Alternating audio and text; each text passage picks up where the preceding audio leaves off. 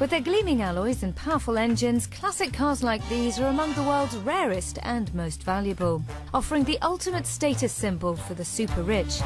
So who buys a classic car like this? Well, nowadays, of course, it's people that aren't buying so much art because there's not so much out there. So we're finding actually that art collectors are buying cars, as well as, of course, the natural car collector around the world. Which ones are the most collectible? 60s, 70s?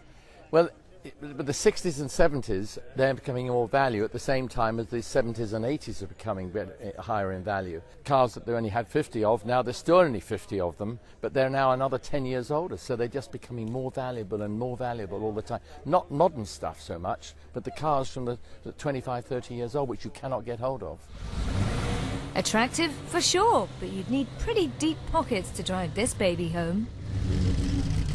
Well, here at London Science Park, there are over 200 vintage vehicles, like, for instance, this 1970s Lamborghini taking part in the auto show. Cars like these can fetch millions of dollars, and even though the economy may have stalled of late, well, their value has continued to race ahead, outperforming traditional investments like gold and stocks. Last month, the 1967 275 GTB Ferrari Spider went under the hammer in California for $27.5 million. When it comes to buying a piece of motoring history, provenance and pedigree matter.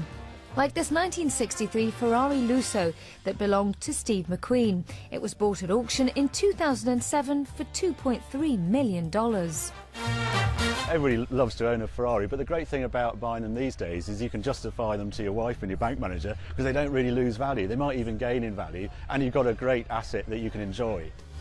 Being worth so much money, it's easier to imagine these cars in a museum rather than out on the open road. But to take part in the event, all of these motors must be roadworthy, which is just as well, or a test drive would be out of the question.